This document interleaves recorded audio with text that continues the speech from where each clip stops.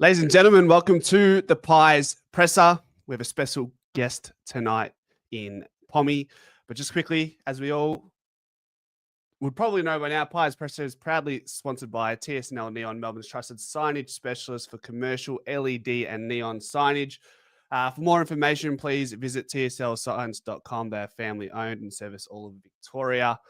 Bear with me, ladies and gents. I'm using StreamYard tonight, and I'm a little bit rusty on the live camera because it's been quite some time. But I've got someone who has spent quite some time in front of the cameras in the off seasons, and I'll get this kind gentleman on the screen. Pommy, welcome.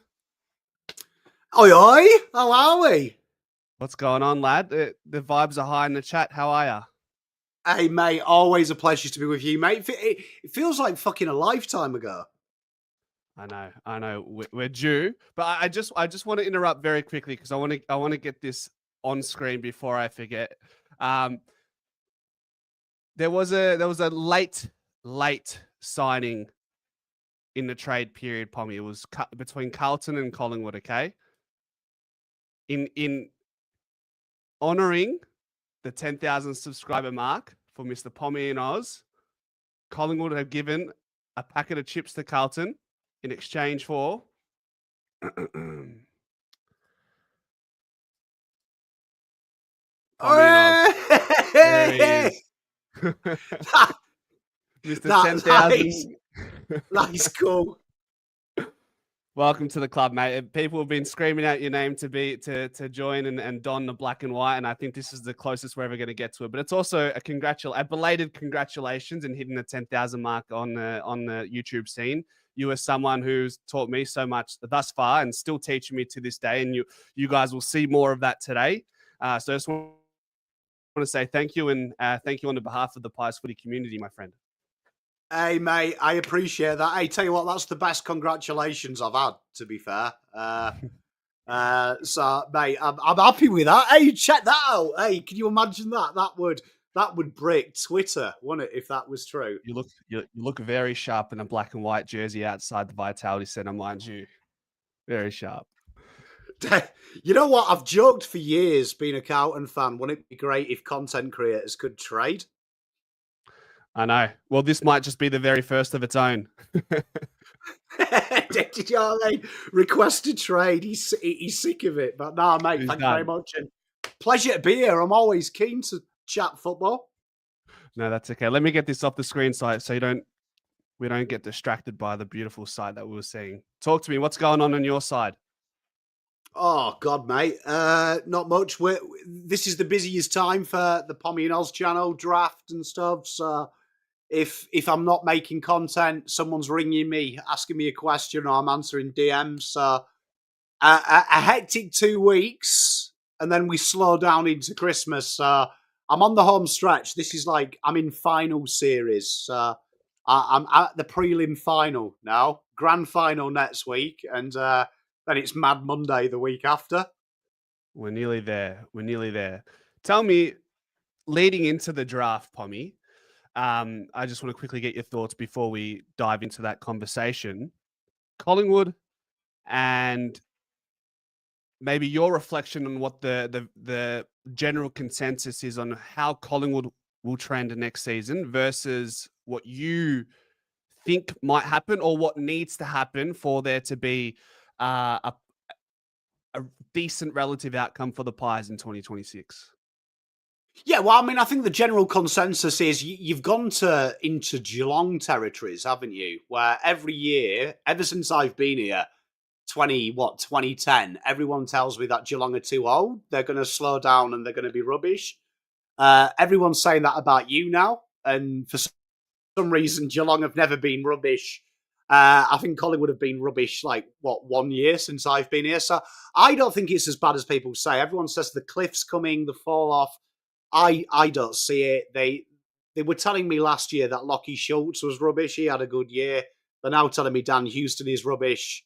I reckon he'll have an All-Australian year next year. So I think for Pies, it's probably more of the same, isn't it? You've got rid of... I actually liked your off-season because I thought you got rid of a lot of shit. And I mean that nicely, but I think you were quite ruthless. I think easy would have been keeping Mason Cox for a year, keeping Finn McRae for a year, just to see what happens. But you've obviously put the onus on your Ed Allens of this world. You've invested a lot of time in your younger tolls as well, which is basically saying why Mason Cox is gone. I'm actually quite eager to see what you do in the draft because I don't think your picks are as bad as people think they are, which we'll cover a bit later in the show. So I think for Collingwood, the way that you guys talent recruit under Lepich, I wouldn't be shocked to see whoever the first name you call out is playing 15 games next year and being very serviceable. So I think you're in a pretty good place. We are looking forward to seeing Charlie West, though, next year. I do. Big Charlie West fanboy over here. Yeah. West is incredibly, obviously, an exciting talent. The one that I'm watching a lot of VFL this year, and it took a little while to warm into early in the season, and that was due to probably some injuries in the preseason. But someone in like a Joel Cochran, the 6'6" running dashing defender, who, funnily enough, we're going to talk about it, was someone who had was a Sydney Academy prospect, but Sydney opted not to match him in the draft. And we're going to have some similar conversations regarding that in a moment. But that's someone who's really excited. I'm curious, did you have any view on him? I know he's a relatively late pick, so it's hard to cover every single player, but I know you're a sucker for it. Did you have any views on Joel Cochran going into the national draft last year? Yeah, I think he was inside my top, just on the skirts of my top 30. I remember everyone was saying he was a late rookie. I am a sucker for academy players because, like, people have got to understand these guys are living like professionals from a very young age. Like, you know, like a lot of 15-year-olds in the circuit, they're going with mummy and daddy, having a quarter pounder, large shake. Then they go down to time zone to cool down. These guys are living like pros. Do you know what I mean? They're getting that psychology. They're also getting the nutrition. They've got PTs. They're in the system. So I actually think but Cochrane was, like all the medium tall players now, incredible endurance for someone. He had a really crap haircut. That's one thing that I've actually got to say. Not taking the piss out of Joe. His haircut looked prep boy. And within about 2 weeks at Collingwood, he had a normal hairstyle, which did make me laugh. But I agree with you. I think his VFL form has shown something. And I was surprised Sydney didn't match. I genuinely thought, when I look at their list, I think they're always missing medium tall players. I thought it was a no-brainer. So I think Collingwood have got one there. I think he'll be quite the player in a couple of years' time. Yep. I feel like a lot of us as fans, we put on the black and white rose-colored glasses, and we look towards our VFL graduates in like the Ed Allens, and some might say a Di Mattia could be considered a graduate considering he won the VFL BNF. Like, I just want to get someone's view outside of the club. Depending on how much footy you've watched, it sounds like you've watched a bit of Collingwood VFL and you love all levels. Like, should we really fall in love with the idea that these guys are like Ed Allen? He needs to hit next year, but someone like Di Mattia, should we be super optimistic about a player at his stage of his development? No. The reason why, look at someone like Geelong. Like Tom Atkins was hidden away. I've got a real good mate, good mate of mine who's a Geelong fan. He was telling me about Tommy Atkins in the VFL for a couple of years, saying he was the next Joel Selwood. I remember mocking him, thinking maybe early onset Alzheimer's has hit him. And then I remember Joel Selwood retiring, and then Chris Scott saying, "Oh, we've got this kid, Tommy Atkins. He's going to be our Joel Selwood and play that role." And I was like, oh my God. And like Tommy Atkins is probably a walk-up start for 18 football clubs now. So I think it's all how you develop them. Like, I think there's an eagerness. I'm a Carlton fan. We're so eager to have a child in the team just so we've got a vibe, a vibe. But you look at the top teams, Brisbane don't just bring in State League players for banter. Geelong don't bring in State League players for banter. You've got to bring them in when they're ready. You've got to feed them and learn them the game. But at the end of the day, the VFL is meant to be so you learn the game and you iron out your deficiencies. So I wouldn't be shocked to see someone like Ryan, someone like Ed Allen. Charlie West, I thought was brilliant. The fact that you didn't bring him in and he was delayed and delayed and delayed, because what happened when he played? He struggled, didn't he? He struggled in his first game. It's tough. You're playing big men. Do you know what I mean? You've gone from playing children to full-grown adults with mortgages. It's a different vibe. So you kind of want to protect them. So no, I wouldn't worry. I wouldn't worry per se, because it's a sign of a good club that you're not having to bring them in too soon. You've got to bring them in when they're ready. So I think Charlie West, I think players like Ryan will be fantastic footballers. And the extra year probably is going to help them when it becomes time to play. Yeah, that's probably one of the silver linings in playing or fielding such an older squad is those younger players don't have that pressure to be forced into the AFL side as quickly as they probably wouldn't want to be, and they get this time to bide their time in the VFL level and get the tutelage and the guidance from the older players at training, and then they translate that into the VFL level, and then whether it's next year. For Di Mattia, I think, like you said, it's more those, the 2022 draft crop, 2021. You can start talking about Jacob Ryan as well. Harvey Harrison, who's been out of action for a while. Reef as well from 2020.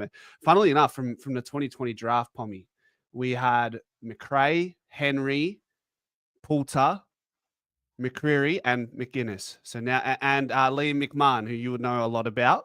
And funnily enough, we're down to, as far as who's on our list right now, Reef and Bo. And Bo was a mature age, and he was our last pick in that 2020 draft. Yeah, I mean, look, there's no linear way. Everyone develops. I think what warps it is we've got an abnormal amount of stars who are children in the league, haven't we? Like the Ashcrofts of this world just come in, the Dacoses of this world.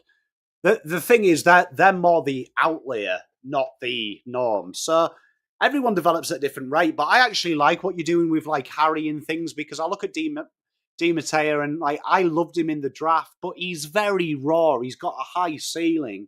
But I saw him in one of the games last year against Frankston, I think it was. And just to see how hard he works defensively now, where when he was a junior, he didn't do some of that stuff. Like he was hauling ass. Even when you played us, he was a real menace, which is a new string to his bow, and that's going to make him a better player in the men's. So yeah, I'm a firm believer that it takes time. I thought the guys you delisted told me that players like Steen are going to play. That it was literally that was like McRae and Lepich telling me as a opposition fan, it's now time for the next kids. They're ready to take the step now. We don't have to keep these guys here. So I'm quite excited. I'm quite excited where Collingwood will be next year. I think they'll be a very good side. Yep. You just touched on it then, mate. The Oscar Steen prospect is an interesting one for 2026. They've hinted towards it, as you've suggested. So now the work is on Steen in the off season / preseason to be DC's running partner, really. So exciting times. Let's talk about the draft crop going into 2026, because there's some exciting prospects, namely the first player that we're likely to take into the draft. However, Pommy, I'll segue this into you. You have done something very special and will teach us and inform us about something that can be very sophisticated and hard to understand. You've made this very simple, and it's you've illustrated it in a great way. I'll just let you lead the way. Tell us, what have you brought to the scene, Pom? Yeah, sometimes having no life benefits you into being productive. So yeah, we've made a little mock simulator. So you've seen quite a lot of channels have had these going around.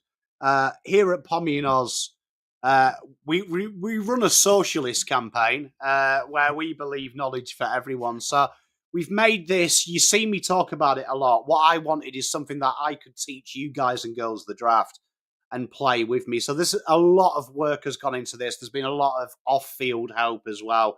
This isn't just me. This is my brainchild and me doing things, but I've had a lot of mates who have contributed to this as well because they're a lot smarter than I am at code. Jesus, I thought a colon up until I started attempting to do this was something near your bum. I didn't realize it was also a part of coding. Who knew? But so what this is you can actually play with this. So the links are all over the place at the minute. You can come in, you can do your own draft. You've got live trades. If Anthony demonstrates, he hovers over a club name. Hover over a club name like Melbourne. Just hover over Melbourne. Number 11. Hover over Melbourne. Oh, I got you, mate. Sorry, my friend. So you see there, look, you've got how many picks they're anticipated to take in the draft in real time. You've also got the kind of things that they're looking for, all that stuff. You've got all the players are on their club tide. It does the bid matches.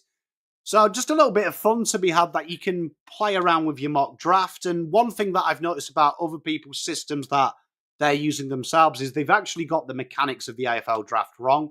The mechanics of the AFL draft are incredibly complex. So this is something that's still in its beta phase. I think we're on version 9 now. Just told Anthony, I woke up to 52 emails this morning with people wanting things added or some bugs. It's pretty bug free now from a terms of a rule thing. There's some just sexy things people break stuff, which is good. So yeah, this is basically it. You can play with this and you can be your own draft guru. How good's that? You can be a draft guru. Mate, unbelievable. And how long have you been working on this project for? So far? So the brainchild, the first time I put this across to one of my mates was April last year. And then we started work on off June. And yeah, it got released to the public yesterday. So unbelievable. So just so we can make a good example of how efficient and how this paints the picture for us, for Collingwood specifically, I've gotten us to pick 30. Pommy, let's talk about, before we start fiddling around with the draft simulator, as we can see here, Zac McCarthy, club tied. Thoughts on Zac McCarthy, the player, and then where he may go, and then from there maybe we can demonstrate how this draft simulator factors in the bid matching and whatnot.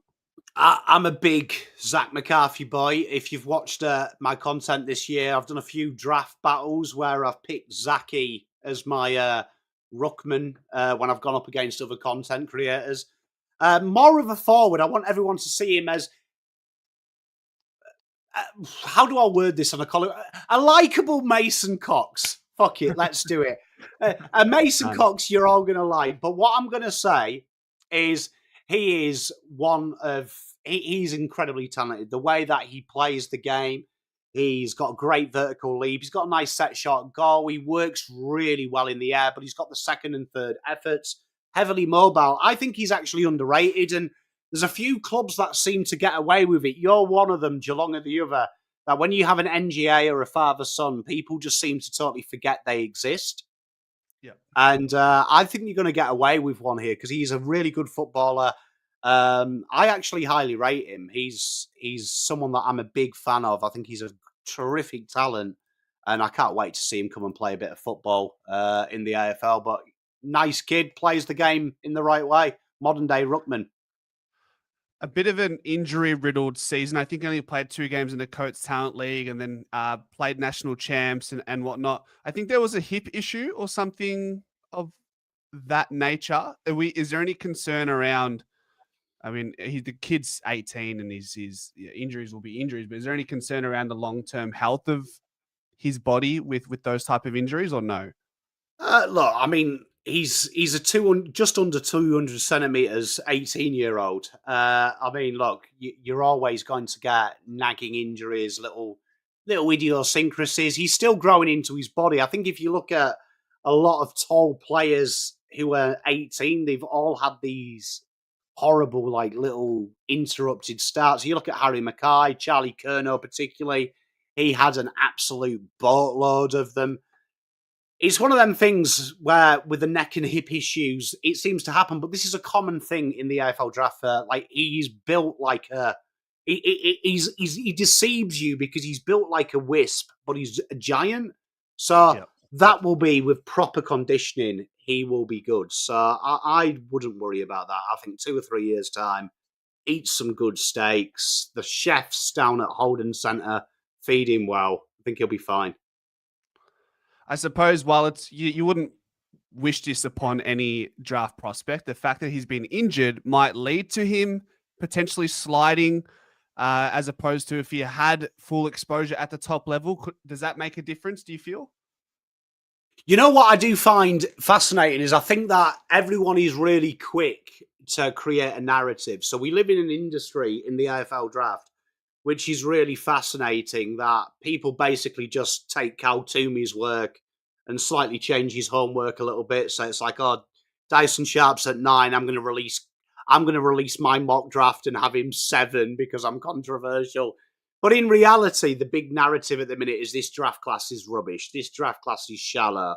There's no out and out stars. And that is like, that's an inconceivable, that's a complete lie. That's a complete lie. Yes, it doesn't have the bona fide talents of your Harley Reeds and your Nick Dacoses and your Jason Horn-Francis. It doesn't have 4 or 5 guys that you're salivating from.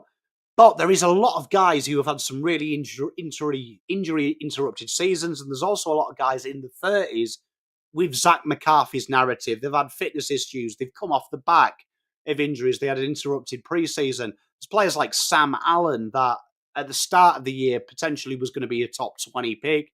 He slid with his injuries. I think there's a lot of bargains to be had in your 30s. And I wouldn't be shocked that 2 of your 30s this year, when we redraft this, will be in your top 15 when we redraft it. When we, like, in 10 years' time, when we go, who won or lost that draft period?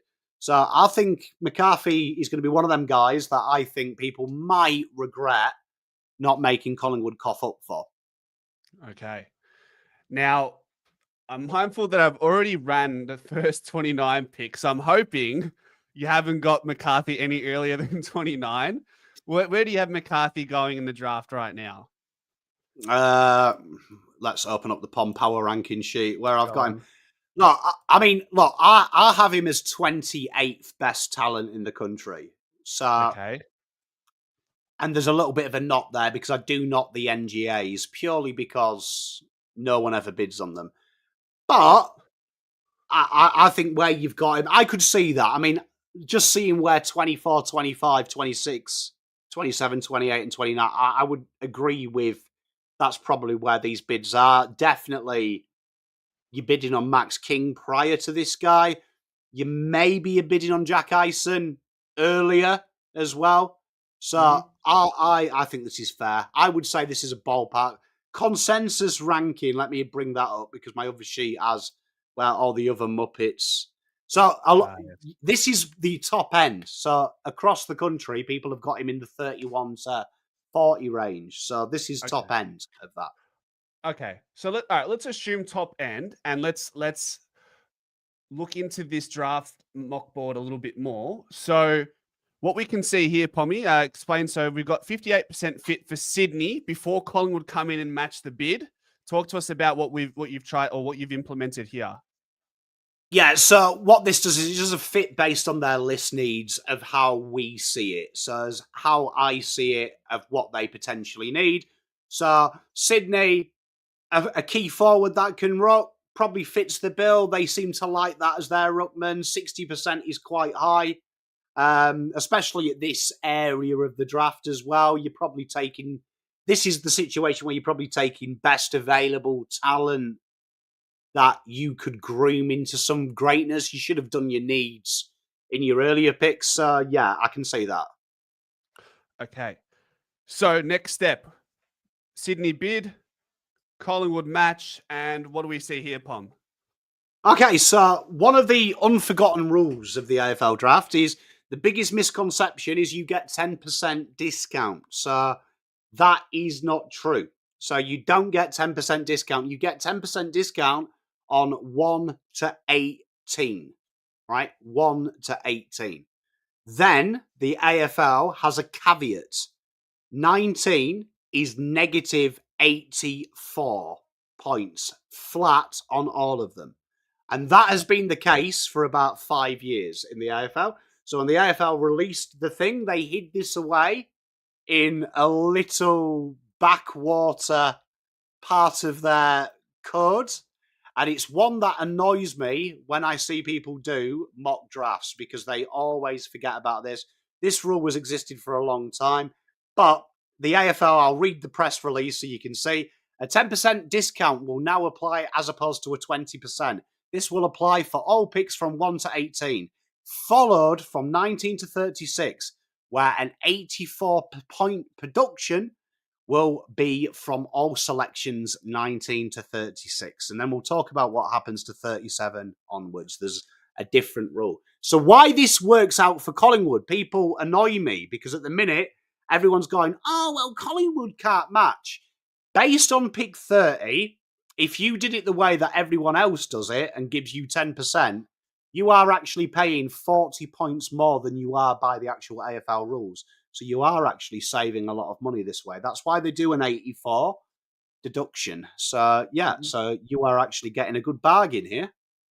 Okay, brilliant. So we're saving an additional 40 points because beyond pick 18, you get it's just the standard 84 or pick 18 to 37, you'll get 84-point deduction for academy bids. So that brings us down. So before we get to that into consideration, we must know that we have 597 points across our picks going into this national draft that hold value, and that's up to pick 54. Yeah, because 55 has nil points. Yep. Okay. So then, with our current value and the picks we are going to use to pay with, which is your best available initially, right? 370 points are required. So you take whatever the 36 is worth. So do you know what off the top of your head, what 36 is worth these days? So Tommy? 36 is 317. Okay. And 40 is 238. And that leaves us with this amount after the fact. Yeah. Which is 185, right? Yeah. And then another nuanced thing with the AFL, and if you watched my stream yesterday, we did examples of this because so people can see it, but how the AFL give you your change is at this point in time, the AFL give you the change before removing your picks and before removing Sydney's picks. So you actually get better change than reality. So the AFL freezes it. So most people think what would happen in this scenario is 36 and 40 are deleted. 30 becomes 31. Collingwood go there. They add everyone's picks back and then implement you in your overpay. It all is done in one fell swoop. Coding nightmare, that as well, because it makes no logical sense, but that is how the AFL do it. Okay, yes, no logical sense because that's even got me confused. So if we match and consume the picks, which is what we want, right? That's now Collingwood have matched the bid. We've now moved up to 30 by matching that bid. Our next pick would follow at 41. So you can see the change was 42, but now you get 41 because that's the way that the AFL do it. Sydney go down one, your pick is removed, you get Zac McCarthy, your pick actually goes up from the change because of the picks that have been deleted. I got you. So this is the change and this is what it's worked out to be. So our next pick will be at 41. We now have Zac McCarthy secured and we can still look at getting a near on top 40 draft prospect in this national draft. If we want to quickly go through this, you're not. Should I just go draft and get to our next pick so we can talk about some prospects from here? Yeah, let's go crazy. I mean, I've done this. I honestly, hand on heart, I don't know how accurate this is, and you'd probably be pulling your hair out looking at this. Mate, look, it's a draft. You can never be wrong in a mock draft. I got you. Because it's your opinion. Oh, Pommy, look who is in the chat. The amazing T. You're right, Teresa. I've missed you. I've missed you recently. It's not that life's not the same without my weekly dose of Teresa. Oh goodness. Nah, she's quality. She's good. She's good for it. All right. So I'm literally gonna pick next best. Yeah, just pick anyone. So this auto sorts it in best order. I got you. All right. So we get all these guys. So we're up to pick 34, 35. So 36. you should be next. We'll be at 41. Oh, no, sorry, you're not. Oh, yeah, because you did some bid matches. Sorry. Yeah. Fuck, how many bloody hell? You're not wrong when you talk about the amount of potential bids that could be coming in. It's just a matter of whether they want to, or the clubs, the academy clubs, want to match it. Oh no. Well, there's a few lads here that I kind of like the look of. So I mean, I don't know if I want to select them just yet. Maybe I'll skip past them just for banter, so we can save them for the conversation. Yeah, we'll just pick anyone. I got you. Banfield, bang.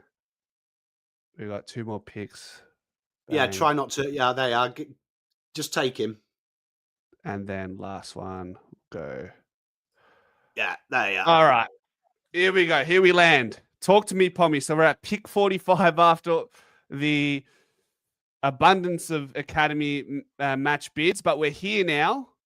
You can see what we're dealing with on the screen. Is there's some players that you have in mind for the Pies?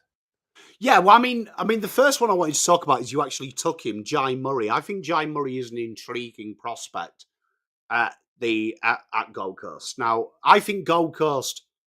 This is where Gold Coast may not do it. I could see there's a world where Gold Coast, just because he's very similar to what they've got, I think he's definitely a player of interest. I really enjoy his season all year. Really enjoyed what he's done in the State League. I've enjoyed what he's done in the junior world. Well-rounded defensive midfielder who can play off halfback. And somewhere, I told you, and I view him as his ceiling is either John Noble or higher. Like, I can see where that is. I can see him being a very solid, stellar little player, but he's very tidy at what he does. I'm a big Jai Murray fan.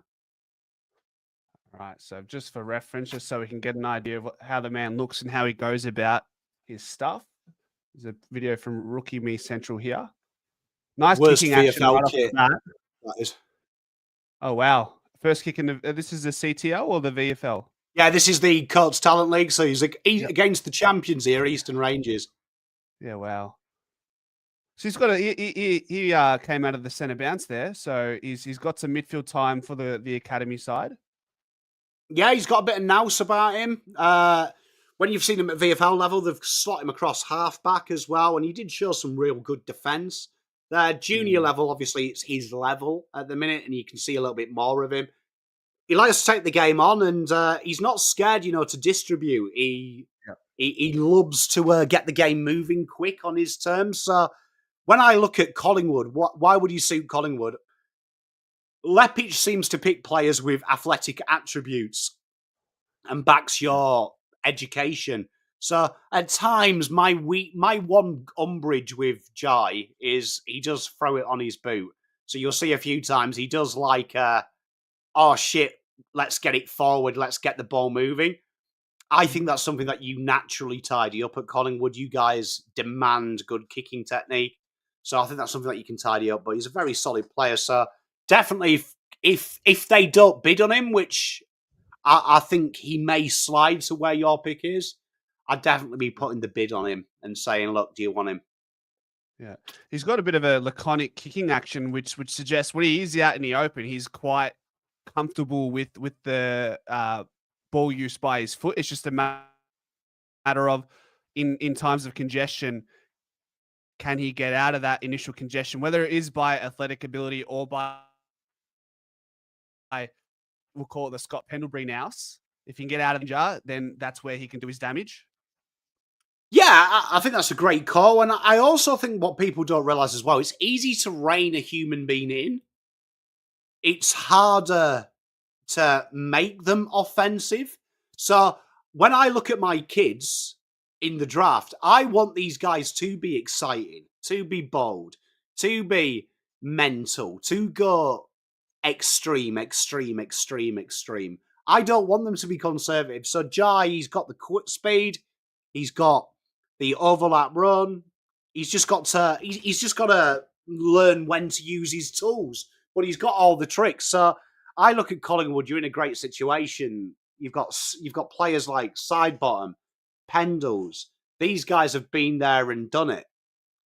You've got Maynard, who's been there and done it. Crisp. These guys are worth their weight in gold, that they have ran, so you can now walk. So I think he would suit the ethos at Collingwood Football Club. Be a great little player if you can get him in. Brilliant. And he's 185. What does that read? 6 foot, 6'1"? Yeah, he'd get the swipes on Tinder. Long blonde hair. He's got the surfboard by his side. He's sorted. He's sorted for the next 10, 15, I reckon. Yeah, he's fine. He's fine. So, yeah, definitely someone that would be worth a punt on. But like I say, there is so many players in this range here that I think are very, very, very talented footballers in the right environment. Thank you, Mrs. Pies Footy. Those coffees coming in clutch. All right, thank you. Oh, that coffees. I know. What do we do without them? Well, Mrs. Pies Footy. How's Mrs. Pommy? Where's Mrs. Pom? By the smell of it, she's cooking tea because my office backs onto the kitchen, so I can smell dinner. Lovely, lovely. All right, so then, Jai Murray's off the table, Pommy. Stiff shit, okay? Stiff shit. Murray's off the table. He's going to Gold Coast. He's staying there. Who is the next best option, in your opinion, for the Pies at this pick, being pick 45 at this point in time? So, I mean, looking at the draft board, if this is how it came into existence, there's quite a few names. So the first name that pops off the page is a guy that I don't think gets enough love, Riley Onley. I'm a big Onley man. Definitely go and check out his highlights because this is a guy, 195. If you went to Temu and you were like, look, I want Marcus Bontempelli, but I can't afford it. So you get on Temu, you type in Marcus Bontempelli. He's probably called Arcus Ontapelli. You buy it, it kind of looks the same, but it doesn't do exactly it, but you get away with it. And that's kind of where I see him. I think he's a very, very, very, very underrated talent. Incredible at winning the ball. In the contest, he's really, really clutch. And he's a guy that I really like. I like the story of the guys that in the first 6 rounds of the Cuts Talent League, you were like, this guy is naff. And then he builds into it. Do you know what I mean? He builds into it. Had a hamstring injury, which has knocked him down, limited his football. But his ability to win the ball, his ability to impact the game, and the fact that he's got that two-way running, he's incredible. And for a guy that only played a handful of games as well, to finish top 6 in the Lark Medal just shows how well you've done in the championships. So that is really, really strong as well from him. So playing them 4 national championship games, he really did stand out in that Lark Medal running. And he was a constant menace throughout. So this is a type of guy that I really enjoy. I think this is someone that could really be good and will regret not drafting him earlier.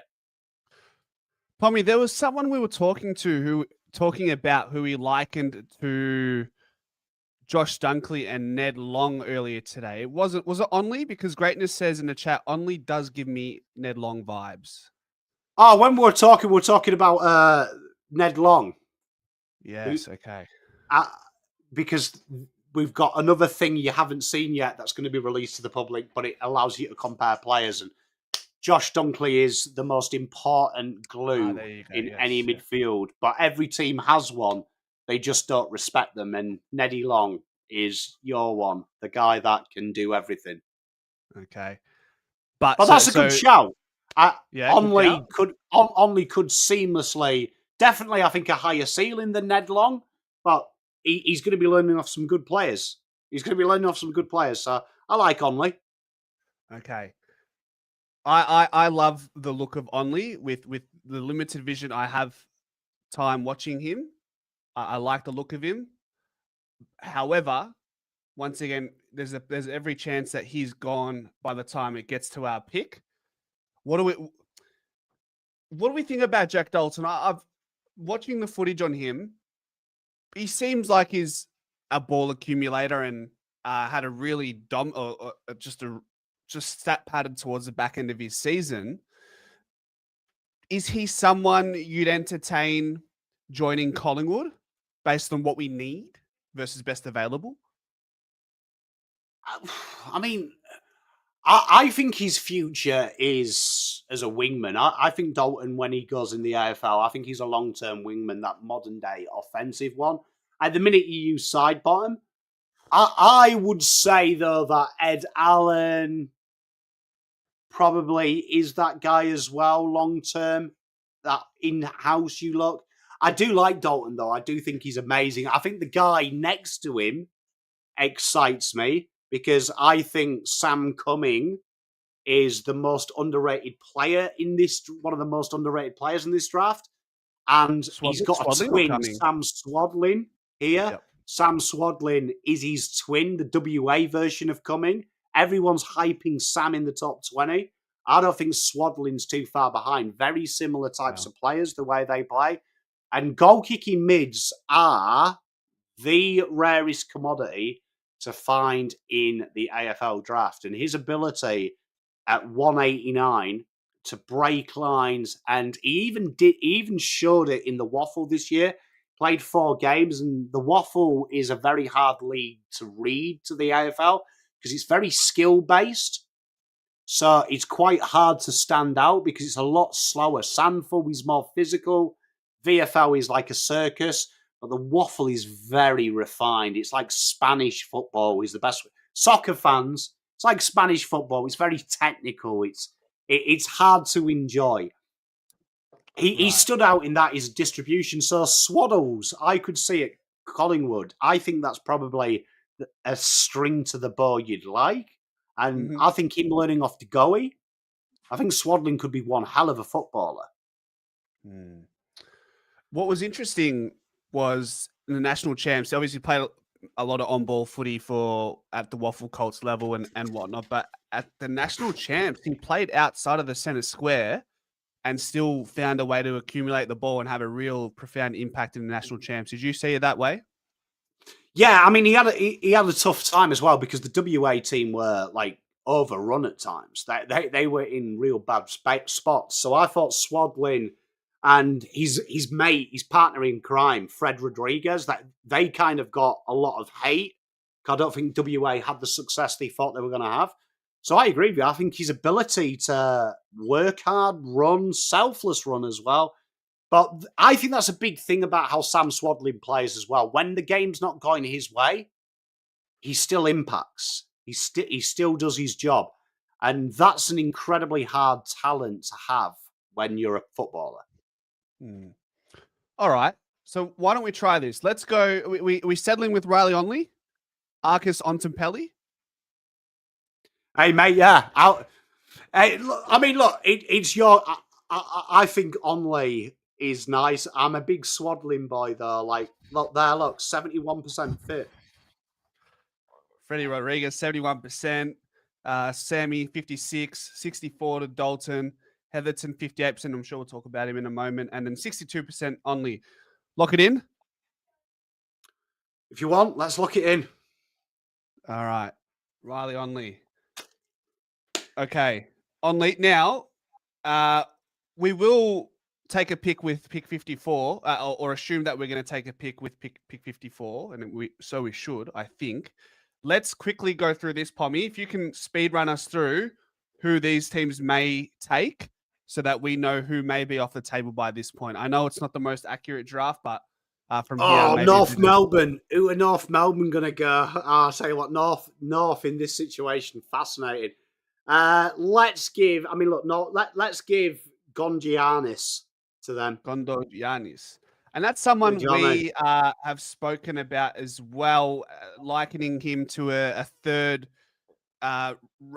running / key intercepting defender. How do you see Gondianis adapting to the rigors of the AFL? Look, I hope he doesn't get in the AFL because those who watch me know I struggle with a good Greek name. Go on. So, let me hear it. Gondianis. Oh, no. Okay. We got some work to do. That's okay. As you were. Hey, do you know what I mean? It's a tough one. Like, can't do it all. Just call yourself Frank or something. Make it easy. So, yeah, I like him. He was really strong at Colts level as well. And I think we're starting to get to the stage in the AFL draft now that being an interceptor no one cares about. But we're desperate for them. Like, the league is all about interception and transition football. So he's another player that I'm surprised isn't getting enough love. So I think I hope North take him if he's on the board. It'd be nice North actually worry about their ends of the ground as opposed to buying midfielders on repeat. Yep. Will Phillips recently delisted, so they've had some tough luck in the middle of the field. Fremantle.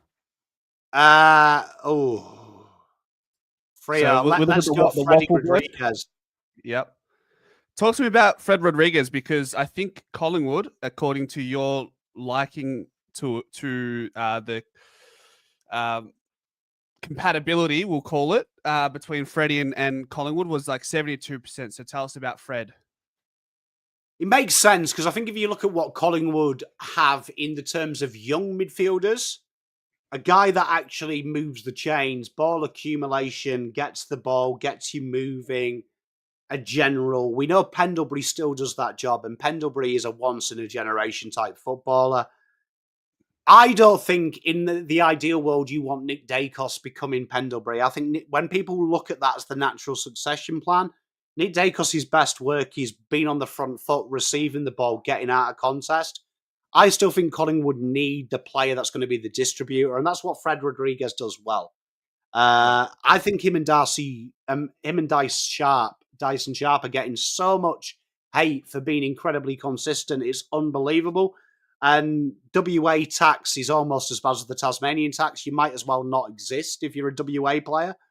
So that's why they're lower down. I can see Collingwood being all over this guy. I think Fred Rodriguez he's a very good footballer, and he would suit the flyway because he is just a master of his craft.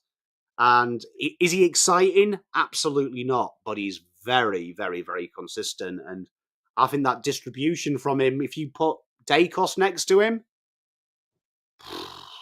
one hell of a combination long term. Is this the Fred Rodriguez that I saw who has the ability to kick on his left and right? He is ambidextrous, as I believe they call it. Yep. Okay. So he's got a 4-star weak foot in FIFA terms at the very least, is what we're saying. Mate, he'd be the meta in FIFA, man. Like he would be a gold card that's still worth 200k in December. So you're talking about Claudia Pina for those who know. Do you know what I mean? He's a Barca female with the left wing tag. Crazy. It is interesting because like later in the draft, I think you do see the drop off in maybe the kicking aptitude. So you look at like players around this mark, you got a lot of athletic ability, ball winning ability, endurance, run and carry, pressure.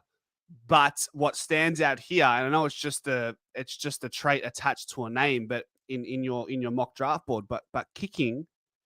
If we go down here, I mean, you got a couple more down here, but it's few and far in between that you have listed as players with great kicking ability. Yeah, probably at this stage now in this draft, you're probably going to find halfbacks. So Tommy Burton was there. But I always say this, I hate seeing halfbacks with kicking because how hard is it to kick when 90% of your touches are uncontested? Any idiot could do that. Like, do you know what I mean? Like, it ain't rocket science. Fred's a very good player, very underrated. So, I mean, this would be fascinating for Fremantle because I would actually, before you do it, I would actually say Fremantle might look at either Fred or might even look at Swadlin. He probably suits what Fremantle probably don't have huge depth in at the minute. Okay. Swaddles. Let's go Swaddles because I do think he's a bit bigger than Fred as well, isn't he? Mid. He's a bit bigger than Fred as well, isn't he? Yeah, and I think when I look at their youth, I think they're probably like, look, this guy can play on the outside as well. A bit more dynamic than positional wise than Freddie. Adelaide, fuck me. Adelaide at this stage. I mean, I would say in the real life, Adelaide passed this pick, which we have got that option if you want to do it. I would say, though, in real life, they passed this pick, I would imagine. But let's give them a pick. Let's go Taylor Byrne. Let's say they go to the Rebels. Okay. So just to clarify, so likely take 3 picks. There's 2 left, but obviously I've done the draft in a different way. Looking for midfield and wing class. Passing on the pick, that just pretty much the pick 48 becomes null and void. Is that what happens? Yeah, because on this stage you had Adelaide, didn't you? Let me just bring my sheet up. How many picks have they got prior to that? Because I'm also looking at my mock draft sheet where I gave Adelaide. Oh no, actually they probably would take this pick because it's their second pick of their panel. So I'll tell a lie. Who did you give them for the first pick? Fuck. Like I said, it was a random selection, but okay. I don't even think I've Mitchy given them a Marsh. selection, Okay, Tommy. cool. I see it. Mitch Marsh. Okay. Let's give them Jack Dalton, best available non-key position player. Yep. Okay. Jack Dalton. Yep. Yeah, because they took Mitch Marsh with your first pick, so I don't think they wouldn't double up on a forward. Okay. Port Adelaide. So Port Adelaide are a fascinating one because they probably need everything, but they're expected to take 0 or 1 picks in this draft. So we'll give them Liam Heatherton. I think one of the most underrated. I think they might look at that, and there's a lot of talk that a lot of AFL recruiters see him as a backman. Okay. With his incredible overhead. Okay. Now, guys, just for those who are joining in late, we are talking about these players who could be going to other clubs. But the reason why we're spending quite some time on these players because these are players who still very well could fall within the hands of the Collingwood Football Club. So Liam Heatherton had quite an injury-riddled season as well. Am I thinking about the right player, or is that Cody Curtin? Yeah, he another 198 guy that I think it was a stress fracture in his back. Okay. And what was it that they loved about Heatherton in his bottom age year? Was he surrounded by the Whitlocks and whatnot? Yeah, but I mean, I think you've only got to look at it this year as well. That he came out of the blocks firing. There was I saw some mock drafts because we do the power rankings very early, but there was a lot of power rankings that were talking about this guy as a top 10 talent at the start because he kicked a boatload of goals. I think he had 12 goals in 3. I know he kicked 5 goals in his second game because I remember watching that on the channel. He's the modern day tall. So the modern day 197, 98, quick, agile, good in the air, good kicking action. So real strong player. So I reckon you'll get a bargain here, but for some reason in the AFL, we don't take risks on big guys, but I think he's worth the risk. Okay, Heatherton to Port. Can Brisbane just not participate in this draft full stop? That would be preferred. Yeah, I mean, it'd be fascinating. I mean, I think in real life, Brisbane will have traded this pick because they'll look at what they've got to match. Do you want to show us that feature? I think we got it here, Pommy. The live trade. Yeah, go live trade. Go Brisbane. Go pick 50. Yeah. And tell you what, we'll trade it to Adelaide for a future 4th. Go future 3rd, 2026 future 3rd.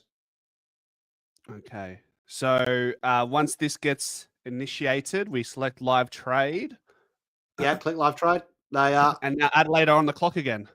Okay, yeah. So Adelaide are probably looking at this now, and they took Jackie Dalton with that. Let's bring in Taylor Byrne. And they'll go 2 Victorians together. They've covered both ends of the ground potentially, but they like a wide guy. They've got a wide guy in Jackie. Let's bring in a more central player. Is there any chance this is a guy that someone Collingwood would look at? A Taylor Byrne? Yeah, or I think Taylor's another underrated one. So started a lot of people were talking him as a small forward, diminutive type player, but Adelaide love these diminutive type players that can play midfield. So I don't look at a small forward as an area of concern for Collingwood. So No. I don't think this is a big thing for them, but I could see Adelaide having a pinch at him. Okay. So we're now just a few picks away from Collingwood. Western Bulldogs are on the clock. What do you like for them? Let's go Avery Thomas, my Tasmanian brother. Uh-huh. So this is like the medium-sized defender that everyone's talking about from Tassie. Yeah, well, I mean, you've got a player. So for those who've followed my channel for a long time, if you go back to my first ever draft, Isaac Quaynor was my boy.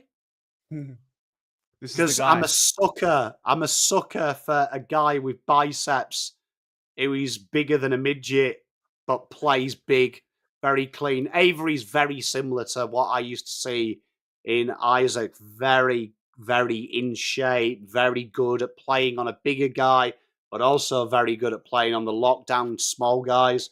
I think he's an underrated player. Again, Tasmania and WA, you might as well not exist. So this is the Tassie tax that we speak of. Tassie and WA tax. They're no one cares. Teresa says he's not your boy though, he's ours. Well, Teresa, I think you missed the start of the show. How rude of you! But it'd be remiss of me not to pop this up for the latecomers. This is Pommy. There was a late trade in the trade period this year. He's donning the black and white now moving forward. No more Carlton. And also just a special congratulations for hitting the 10,000 notch on the subscriber count on YouTube. So congratulations again. The second time. Yep. There you go. Thoughts? There we are. Oh, good. Pommy, have everyone covered in your in-depth knowledge. It's the best in the AFL, says Stewie Peters. Oh, cheers, Stu, mate. Much love.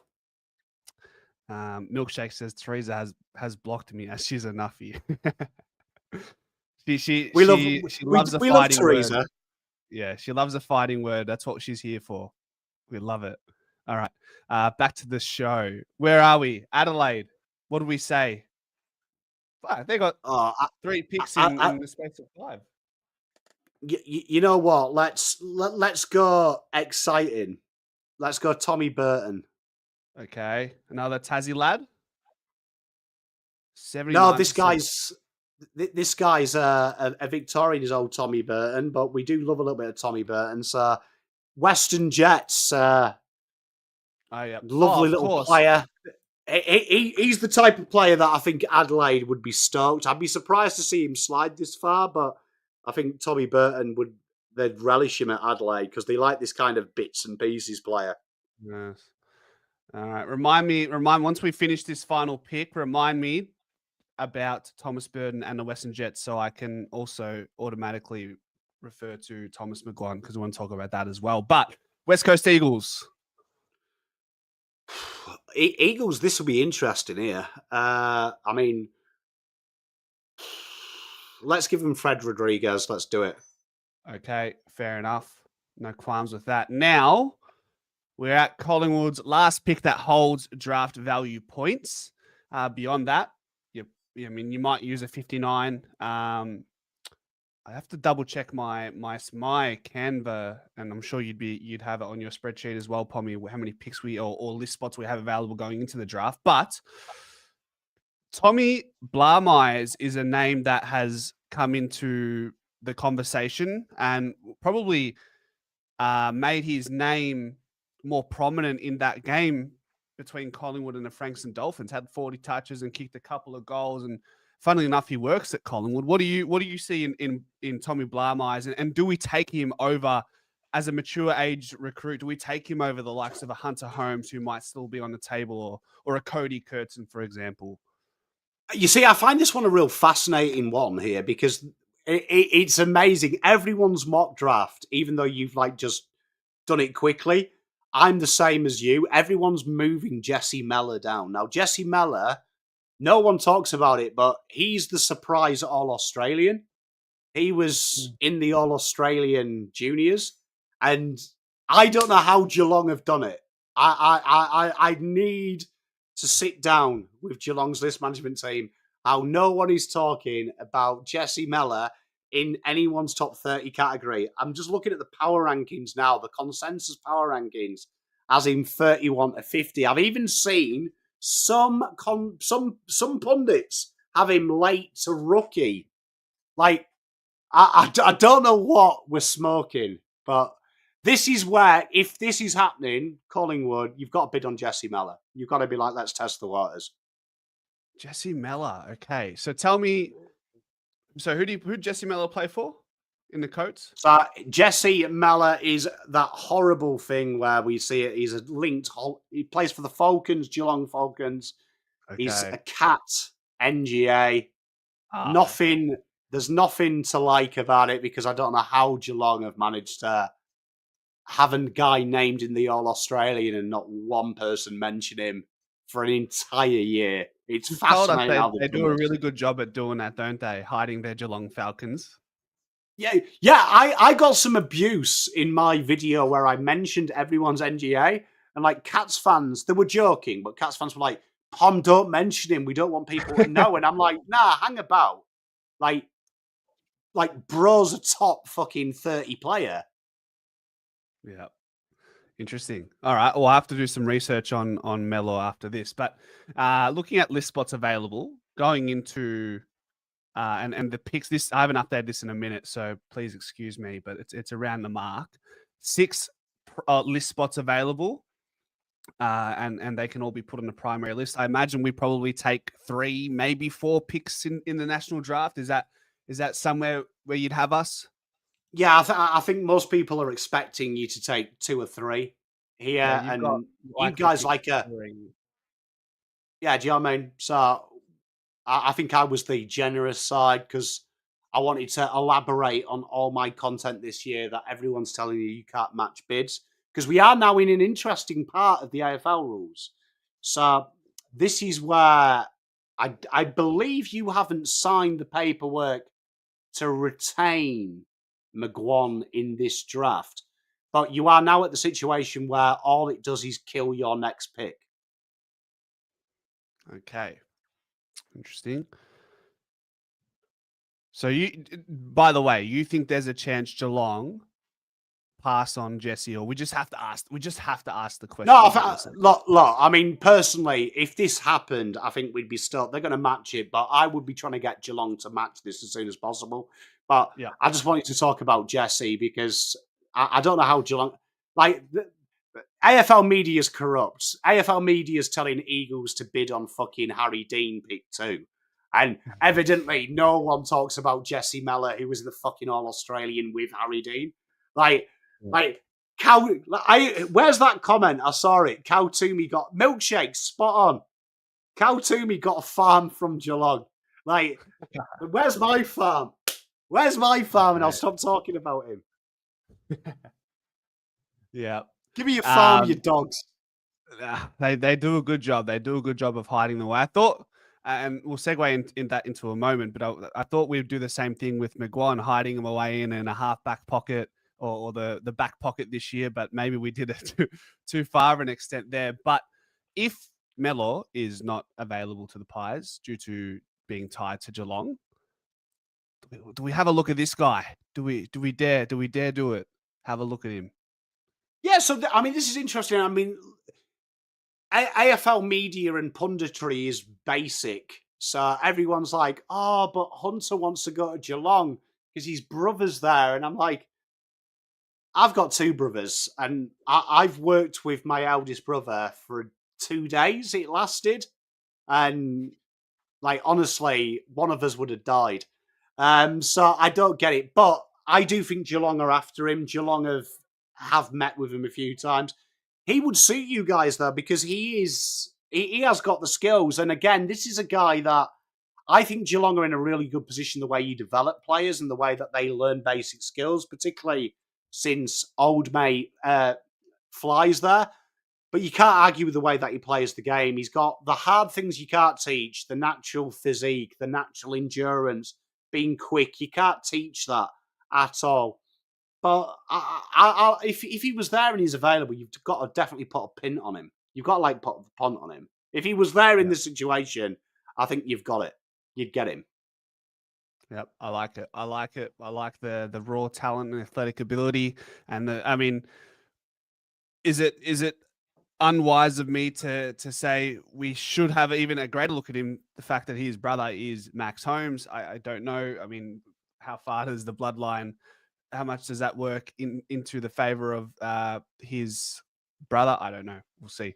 Do you read into any of that? When someone's brother of someone? They are very similar. I mean, let's be honest. You what? Pick 54 in this scenario. Wasn't pick 57 Josh Dacos? Who? What was Josh Dacos? Endurance, speed, run and carry. They questioned his kicking ability.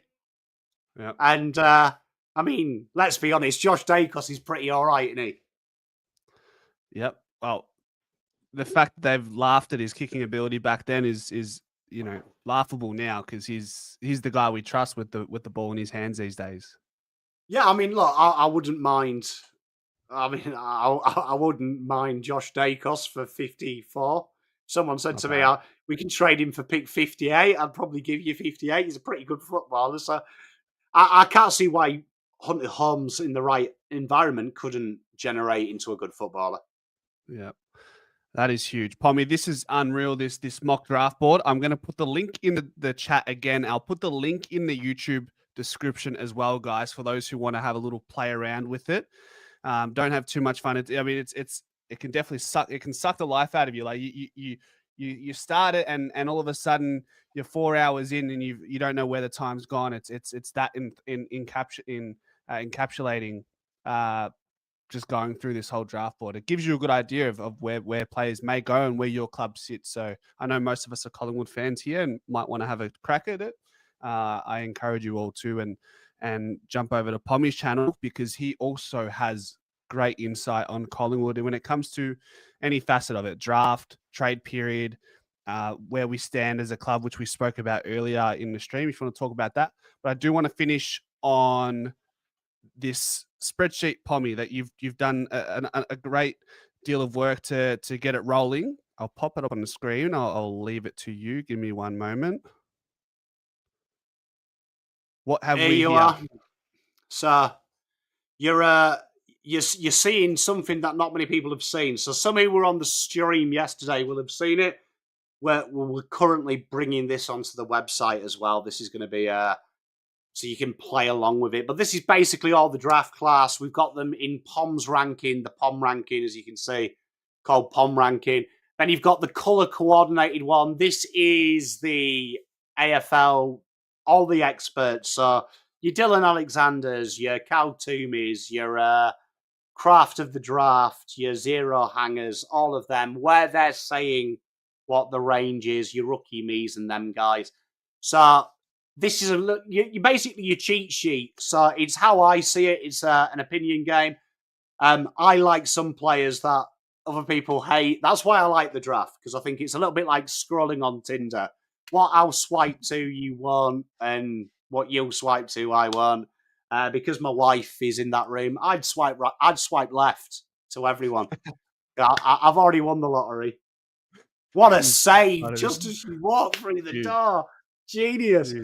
So basically have a play with this as well. It should go up probably tonight, if not tomorrow. Just got a ball thrown at me.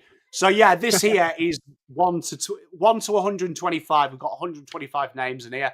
So you can learn a little bit about the players. So when you use this, you just get a bit of a feeling of what they are and who they are.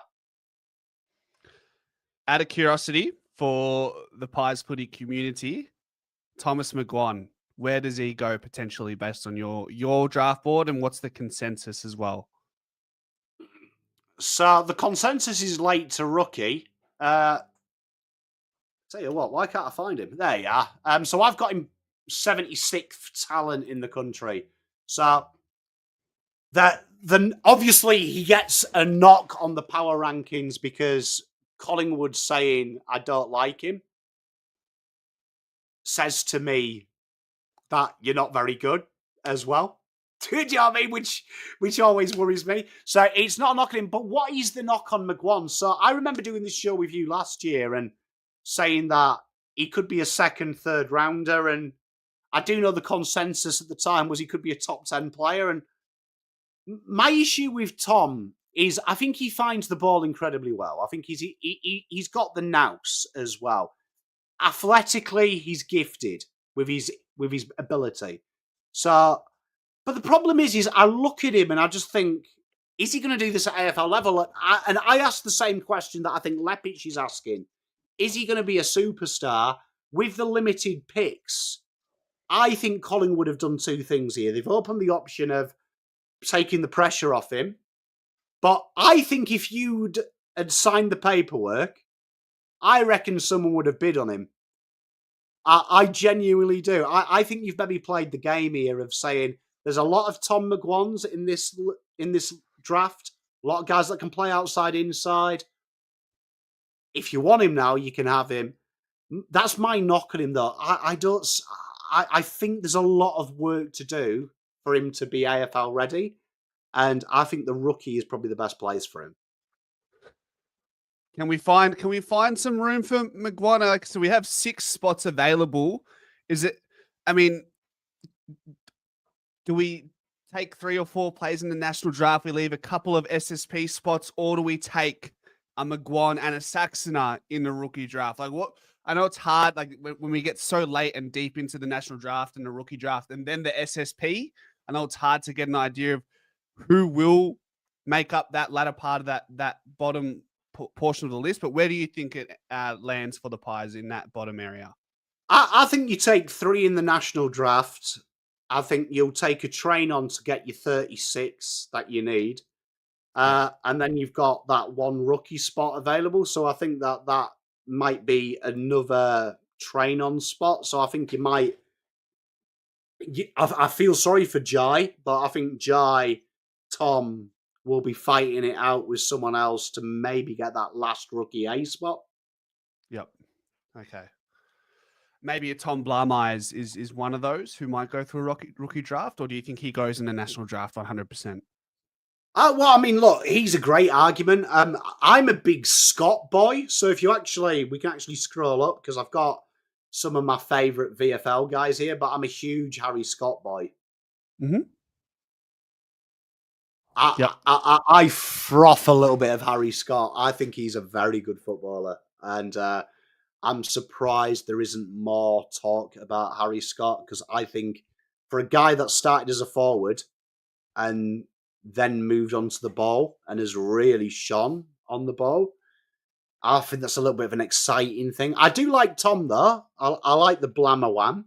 He also plays for a proper football club as well, Frankston, and you've only got to play Frankston and go and watch a game. Them guys are hard as a coffin nail. They are. They don't fuck about.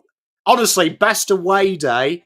Australia for AFL has the worst away days in sport. It's like netball. It's shit.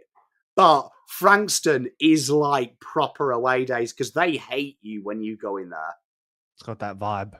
That's for sure. Mate, you get glassed at a Frankston game away. Like it's on for young and absolute great night though. Great night out. Like honestly, get down to a Frankston game when your team's not playing them is when I'd recommend. But just go and see a game, sit with the Frankston guys. They love it.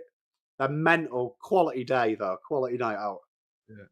I just on the side that I've versed their the Frankston Pines, their soccer side, and even that is a daunting little travel to their I don't know where they're at in the state leagues these days, but it's the name, it's in the name, it's born and bred. The Frankston suburb, they raise and breed some strong characters that thrive in hostile environments. Oh, mate, some of the shouts as well from the crowd to the players, elite. Like, honestly, like, these guys don't care. Like, they don't care. Like, I remember going to Carlton Frankston and poor Lockie O'Brien. Like, there was this guy, and every time Lockie O'Brien got the ball, some guy was just like, fucking kill him! Kill him! Like, he got really angry. He was like, I want him dead! Like, and I was like, Jesus, man. Jesus. He's just little Lockie O'Brien. Give him a love. He's all right. Next level. But you're right.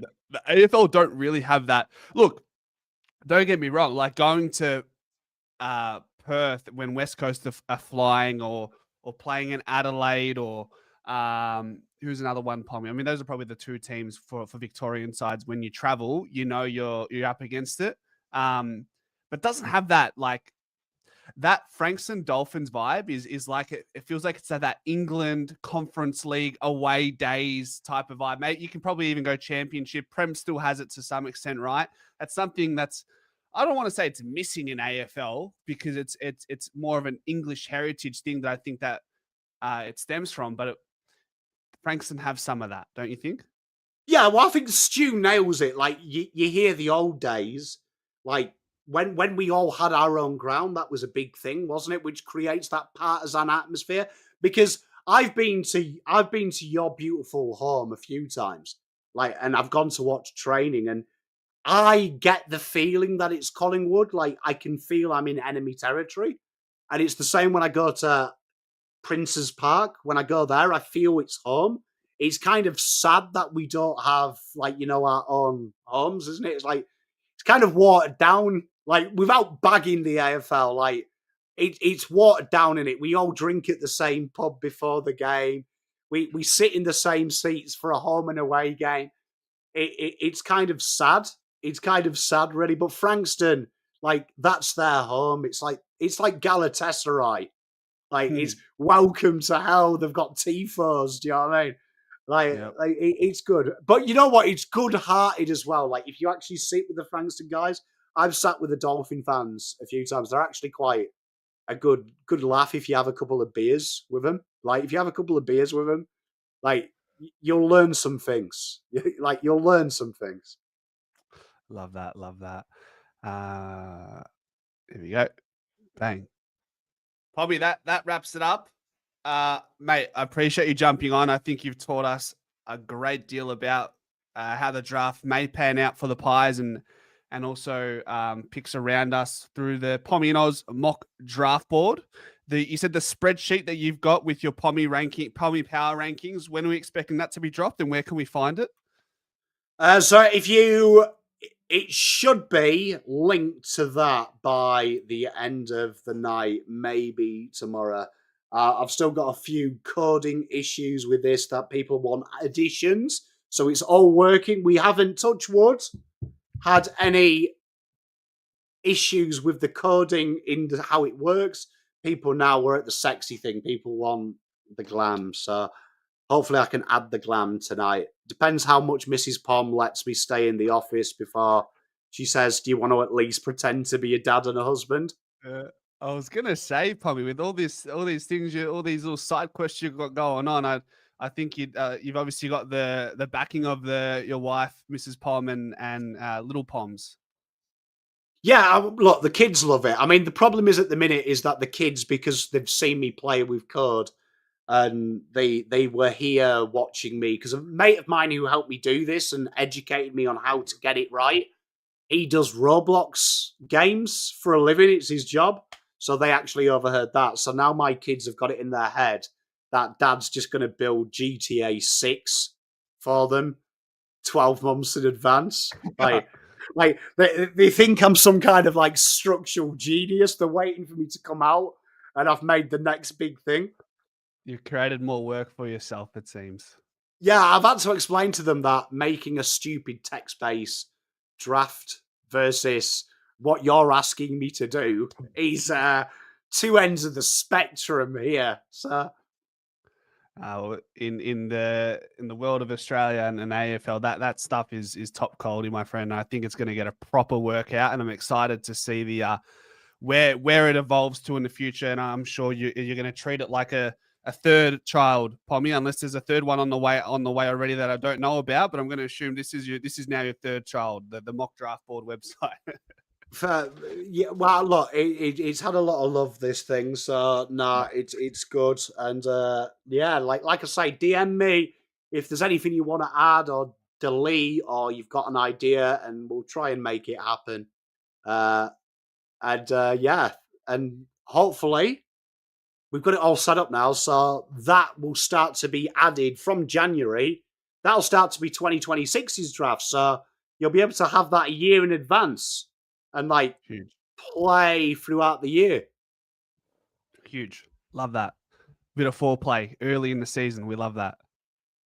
Yeah, I mean, if I mean, look, I'm a Carlton fan, so the amount of times by about April, I'm like, yeah, let's start looking. That's why I'm a draft expert, because usually our season's over at April, May. So you're like, who the fuck's pick one?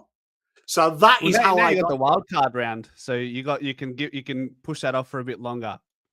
Yeah, but I mean, it's just amazing. If I was like a Geelong fan, I might have never cared about the draft. Might Yeah, have been like, I haven't got a clue who any of these players are. So, yeah. I mean, there is some good luck that I'm a shit Carlton fan at times. All right, Pommy, I appreciate you, and I appreciate you all, ladies and gentlemen. We will see you maybe again sometime next week. I appreciate you all. Check out Pommy's YouTube channel if you haven't already. And as always, ladies and gentlemen, go Pies.